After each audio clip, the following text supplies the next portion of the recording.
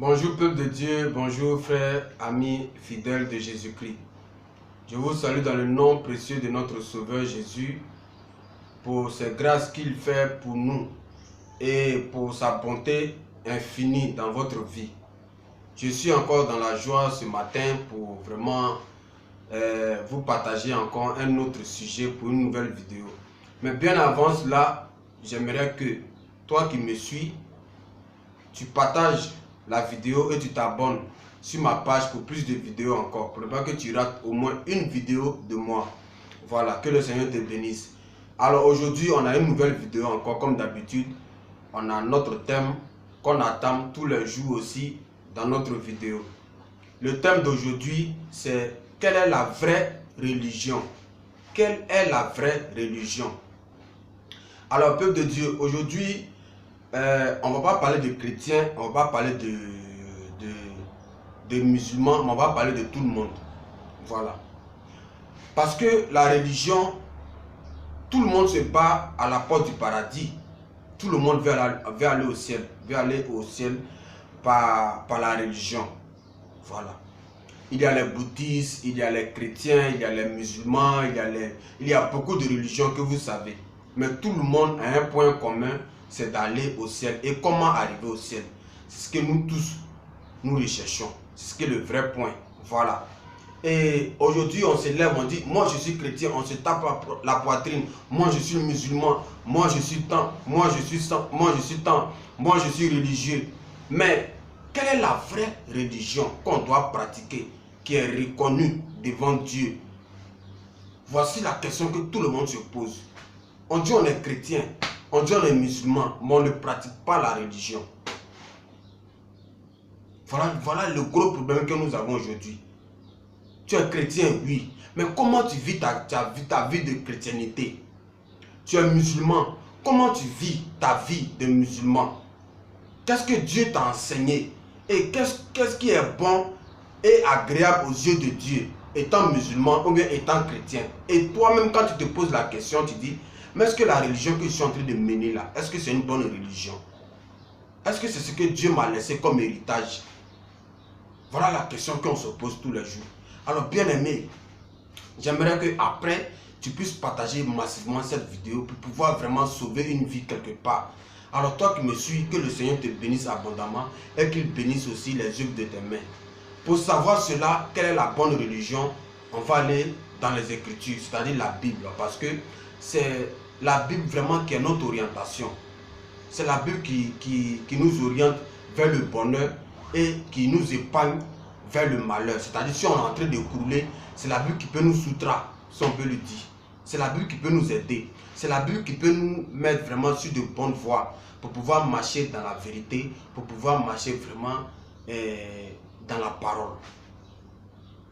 Voilà, parce que moi je ne connais pas le Coran, je n'ai jamais lu le Coran, donc je ne sais pas. Mais c'est la Bible, parce que je suis chrétien et c'est la Bible que je lis. Donc c'est la Bible qui m'a enseigné cela.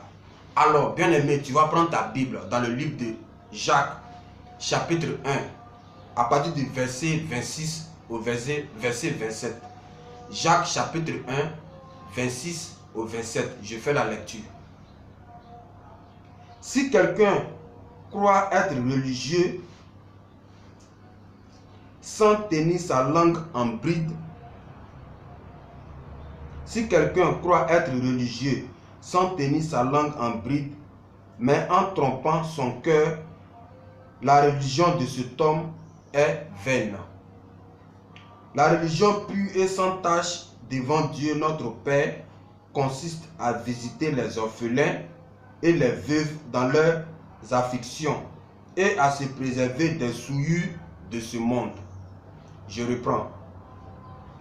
Si quelqu'un croit être religieux sans tenir sa langue en bride, mais en trompant son cœur, la religion de cet homme est vaine. La religion pure et sans tache devant Dieu notre Père consiste à visiter les orphelins et les veuves dans leur affliction et à se préserver des souillures du monde. Amen. Bien aimé, là, on n'a pas parlé des chrétiens. Là, on n'a pas parlé de... On n'a pas parlé de musulmans. On n'a pas parlé de bouddhistes. Mais on a parlé simplement de la religion. Et quelle est la vraie religion? Et voici que la Bible nous enseigne la vraie religion. Ici, nous tous, on est en train de se battre pour se faire voir à l'église. Par exemple, on est toujours bien habillé. On va dans les églises. On est toujours bien habillé. On donne des quêtes. Souvent, on donne plus que d'autres. Souvent, même là, on ne donne pas les quêtes à l'église. Mais on se rend même chez le pasteur pour pouvoir faire des quêtes là-bas, pour pouvoir faire des offrandes là-bas. Pour que vraiment, on puisse avoir un nom pour dire que non, effectivement, on aime Dieu. Et effectivement, nous, on pratique la vraie religion, qui est de payer ses offrandes, qui est de payer ses dîmes. Les vendredis, on s'habille bien dans notre boubou, avec un chapeau sur la tête pour aller à la mosquée, pour prier. Pendant les fêtes de Tabaski, pareil, on coud de belles habits pour pouvoir plaire à tout le monde, pour dire que non, on est musulman. Pendant le temps de Ramadan, on jeûne pendant 30 jours, par exemple, pour dire aux gens qui ne sont pas musulmans que réellement nous, on pratique la religion. On va à la Mecque, on fait tout ce qu'on nous demande de pratiquer étant la religion, on fait cela. À l'église aussi, pendant les 40 jours de jeûne, il y a des chrétiens qui jeûnent, qui se privent de la nourriture pendant la journée, 40 jours, par exemple, qui jeûnent à l'église, on fait des dons, on a construit l'église. Mais la vraie religion, c'est ce que la Bible a expliqué clairement. Ce n'est pas de s'habiller, aller remplir les bancs de l'église, faire croire aux gens que tu es chrétien ou bien tu es chrétienne, tu chantes bien à l'église, quand tu danses, la sueur même qui sort sur ton front, ça peut remplir des seaux, ça peut remplir des barriques. Ce n'est pas ça la religion. Tu peux même fréquenter des pasteurs, tu peux même fréquenter des imams, tu peux même fréquenter des hommes de Dieu. Mais si ton cœur n'est pas encore changé, si tu n'as pas changé ton cœur, tu n'es pas religieux. Alors le changement de cœur, c'est quoi? C'est d'être tolérant. C'est de ne plus faire ce qui est mauvais. Arrêter de faire ce qui n'est pas bon. Mais nous, on est toujours dedans et on dit on est religieux. Pourtant, la Bible dit que si tu es en train de faire cela, que tu es en train de tromper ton cœur, devant des gens, tu t'habilles bien, moi, Désiré Okobe, je suis devant vous, je vous parle de Jésus-Christ. Mais dans mon cœur, je ne suis pas ce que vous croyez de moi. C'est que ma religion est vaine. Je ne pratique pas ce que Dieu me demande de faire. Ma religion est vaine. C'est comme ça. Il ne s'agit pas de pratiquer comme ça physiquement pour dire je suis chrétien, je suis tant, je suis tant. Non, la chrétienté, c'est dans les actes. C'est pas toujours crier à l'église, c'est pas toujours aller à l'église chaque dimanche ou bien faire des jeûnes. On ne jeûne pas parce qu'il faut jeûner. Tu jeûnes tous les jours. Tu es en train de crier dans la maison, toi seul. Tu es en train de faire des choses je ne sais pas quoi dire.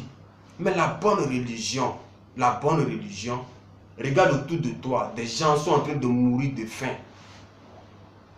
Des familles qui sont en train de faire tout leur effort pour pouvoir joindre des deux bouts qui n'arrivent même pas.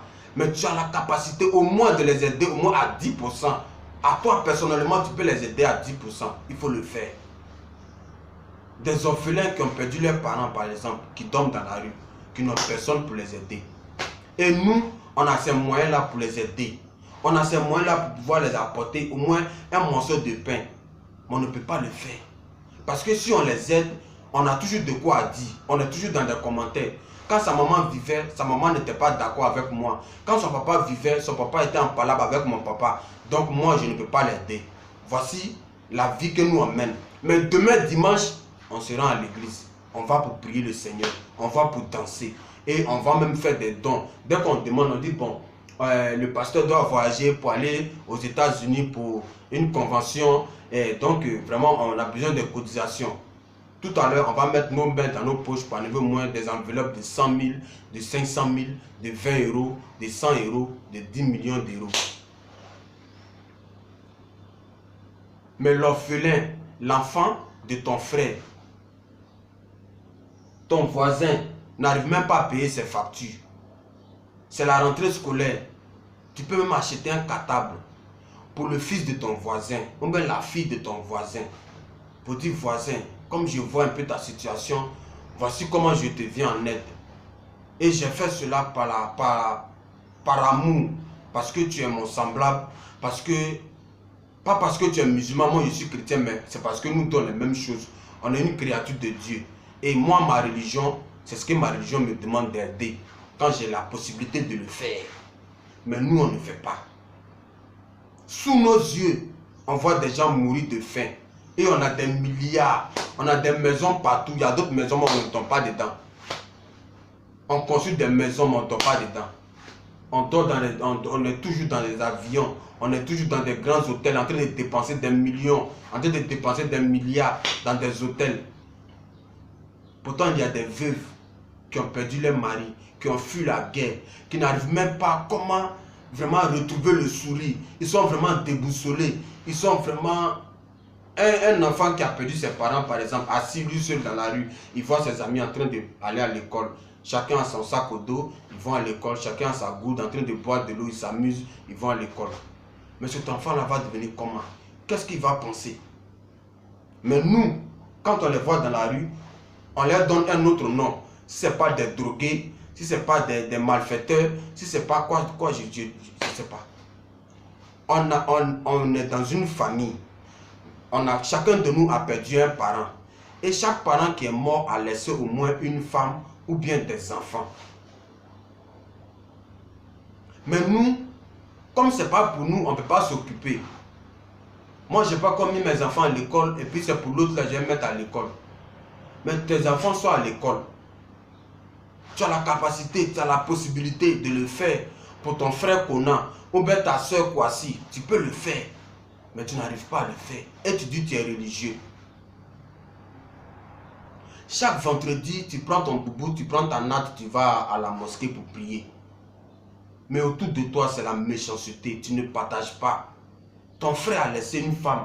Ta soeur a laissé des enfants que tu peux t'occuper. Pas forcément les prendre comme... Non, avec tes propres moyens. Dans la main, tu aimes tes enfants, tu peux aimer les enfants de ton voisin, les enfants de ta soeur, les enfants de ton frère qui l'a laissé, qui sont devenus orphelins. Tu peux les aider, tu peux les aimer comme toi-même. Les envoyer à l'école, s'il est possible. Acheter leurs vêtements, leur redonner encore le goût de la vie.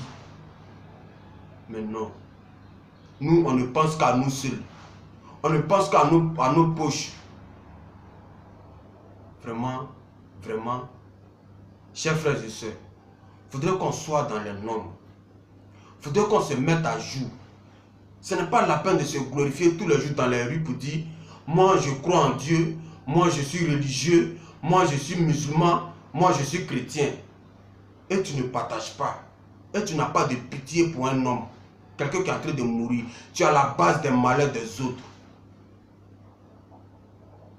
La Bible dit que il y a des scandales qui doivent arriver. Quand tu prends Luc chapitre 17, à partir du verset 1er, il y a des scandales qui doivent arriver. Luc 17, chapitre 1, il y a des scandales qui doivent arriver. Mais malheur à celui par qui ces scandales arrivent. Malheur à celui par qui ces choses-là arrivent. Sinon, il y a des choses qui doivent arriver, des guerres partout, des famines, tout. Ça doit arriver. Mais il ne faudrait pas que tu sois vraiment parmi ceux qui ont créé ça. Il ne faudrait pas que tu sois parmi ces gens de personnes-là. Parce que tu es un enfant de Dieu. Parce que tu es chrétien. Parce que tu es musulman. Parce que tu es une créature de Dieu. Donc, ton comportement doit vraiment faire face vraiment à l'humanité. Tu dois être un exemple de Dieu. Tu dois vraiment partager. Tu dois vraiment aimer. Tu dois vraiment tolérer. Tu dois vraiment tolérer. Si ton frère t'a fait du mal, et qu'il vient te pardonner pendant 7 fois, tu dois vraiment le pardonner. Tu dois lui dire, bon, mon frère, je m'excuse. Pour tout ce que je t'ai fait, je te demande pardon. Tu dois vraiment tolérer et oublier tout. Voici ton rôle. Et tu dois redonner encore la vie, l'amour, la fraternité à ton frère qui est venu jusqu'à tes pieds pour te demander pardon. Et si tu acceptes ton pardon, ce n'est pas parce que tu es faible. Ce n'est pas parce que tu es bête, ce n'est pas parce que tu es faible d'esprit, ni tu es faible physiquement. Mais c'est ça, c'est l'âme des plus forts. Et quand c'est ça, ta bénédiction est grande dans les cieux. Et quand c'est ça, c'est Dieu qui fait ton palabre. Et quand c'est ça, c'est Dieu qui te bénit. Si lui n'a pas reconnu ça, c'est son problème. Mais toi, tu es un enfant de Dieu et tu sais à qui tu sais qui tu adores. Et que le Dieu que tu adores là, c'est un Dieu d'amour. Donc toi aussi, autour de toi, tu dois prôner l'amour, l'entente et la communion fraternelle. Mais on dit on est religieux. Alors aujourd'hui, ce n'est plus la peine de te dire que tu es religieux et puis autour de toi, les gens sont en train de mourir de faim, que tu peux les aider. Ce n'est plus la peine de dire que tu es musulman. Et puis dès que tu sors de la mosquée, dehors, il y a des femmes, des veuves avec les enfants qui demandent au moins un morceau de pain, ou bien 5 francs, ou bien 1 €, et puis tu ne peux pas les aider. Ce n'est pas la peine de t'appeler religieux. Si eux, ils prennent ça pour vraiment escroquer des personnes ou vraiment demander de l'argent, puisque il y a d'autres dans les rues qui sont veuves, véritablement veuves, il y a d'autres dans les rues qui sont des orphelins, il y a d'autres qui ne le sont pas, mais ils se promènent comme ça pour demander de l'argent. Mais toi, si tu as la possibilité, il faut aider, c'est pas grave. C'est ça qui fait de toi un religieux. C'est pas le moment de toujours prendre ta natte, toujours t'habiller dans des bons costumes de boubou pour aller vendredi à la mosquée. C'est pas la peine d'aller chauffer les bancs de l'église et puis tu n'aimes pas ton prochain. C'est pas la peine d'aller chauffer les bancs de l'église et puis tu n'aimes pas partager. C'est pas la peine d'aller chauffer les bancs de l'église pour prendre les affaires de ta famille. Parce que ton frère est mort, il a laissé sa femme et ses enfants. Il n'arrive même pas à manger. C'est toi qui vas prendre l'affaire de sa femme là pour aller dire ça aux gens. C'est toi qui vas prendre elle, son affaire pour aller la critiquer chez tes amis. Le frère de ton mari est mort. Il a laissé sa femme ou il a laissé ses enfants. Mais toi, ces enfants-là, toi tu ne t'occupes pas d'eux. Au contraire, tu les maltraites. Ces enfants doivent travailler tard dans la nuit avant d'avoir quelque chose à manger. Mais les dimanches, tu t'habilles bien avec les parfums partout, les talons, les maquillages pour aller à l'église pour danser, pour adorer Dieu. Et tu dis que tu es chrétien. Aujourd'hui, la Bible te dit quoi? Dieu te dit, la vraie religion, c'est celui qui rend visite. C'est celui qui assiste, c'est celui qui apporte compassion, c'est celui qui épaule, c'est celui qui vraiment vient en aide aux orphelins et aux veuves. Si tu ne fais pas ça, c'est que ta religion est vaine. Donc tu dois te mettre à jour. Tu ne dois pas faire des partages. Parce que nous sommes vraiment, mon frère, le mari le frère de mon mari est mort, il a laissé des enfants, donc c'est pour moi là que pour moi. Ceux-là, et les papas quand ils vivaient, toujours on faisait palabre, donc moi, je ne peux pas m'occuper de ses enfants. Il a laissé lui aussi son champ, il a laissé ses biens, il n'a qu'à s'occuper de ça là-bas. Religieux, il faut te mettre à jour. Religieuse, il faut te mettre à jour. Si tu es encore dans ces pratiques, il faut te repentir parce que tu n'es pas encore religieux, parce que tu n'es pas encore vraiment musulman purement, tu n'es pas encore chrétien purement. Pour être agréable à Dieu, il faut vraiment adopter des comportements qui sont vraiment bien jolis à voir devant Dieu. Et quand c'est comme ça, dans ton temps de détresse, Dieu se souvient de toi. Au moment où tu es en train de couler, même si tu vis dans le mal, mais quelque part, il y a des âmes qui sont en train de prier pour toi tous les jours. Pour ne même pas que tu meurs, parce que quand tu es là, ils ont de quoi à manger. Quand tu es là, c'est la joie.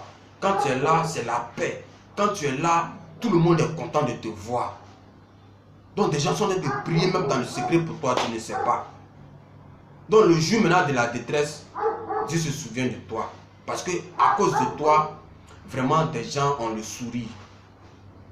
Mais toi, une fois qu'on dit ton nom, les visages des gens vraiment se froissent. Les gens sont découragés. Les gens même sont vraiment fâchés parce qu'on dit ton nom. C'est pas bien chrétien, c'est pas bien musulman. On n'a pas dit si tu es musulman, forcément il faut aider les musulmans. Non. On n'a pas dit si tu es chrétien, il faut aider forcément les chrétiens. Un orphelin, c'est un orphelin. De la manière, il n'y a pas d'âge pour aller au paradis, c'est comme ça un orphelin. Il n'y a pas d'âge pour être orphelin. Il n'y a pas d'âge pour être veuve. Il n'y a pas d'âge pour mourir. Même un nouveau-né qui vient de naître, À 5 h du matin, 6 h, il peut mourir. Tout est possible. Donc, du moment que tu vis, il faut vraiment adopter des comportements qui vont vraiment sauver ton âme. Même si toi, tu n'as pas payé, mais tes enfants, leurs enfants vont payer cela. C'est comme ça Dieu travaille. Dieu ne regarde pas le comportement. Dieu ne regarde pas les vêtements que tu portes pour aller à l'église. Il y a des gens qui sont à l'église, des femmes ou bien des enfants qui vont dans la même église que toi. Mais chaque rentrée ou bien chaque fête de fin d'année, de Noël ou de chaque fête de Pâques, tout ça, qui n'ont même pas de vêtements, qui n'ont même pas au moins 5 kilos de riz pour manger pendant les fêtes. Même acheter un petit poulet pour manger, ils n'ont pas. Mais toi, tu peux les aider, mais tu n'arrives pas. Parce que si tu fais ça, ça va diminuer ton argent ou bien bon, je ne sais pas quoi. Mais tu te poses plus trop de questions, tu ne peux pas aider comme ça. Regarde dans ton placard, les vêtements qui sont dans ton placard sont beaucoup. Il y a d'autres même, ça fait longtemps que tu ne les portes plus. Mais quand tu sors, il y a des orphelinats dans des pays. Dans ton pays où tu te trouves, il y a un orphelinat là-bas. La ville où tu te trouves, il y a des maisons de Caritas. Tu peux aller faire des dons. Pour qu'on donne aux veuves, on donne aux sans-abri, on donne aux orphelins. Tu peux acheter des sacs de riz pour donner aux veuves, pour donner aux orphelins, pour qu'ils puissent manger, pour être encore à l'aise, pour ne pas se sentir seul après la mort de leur mari, pour se sentir encore à l'aise comme tout le monde. Parce que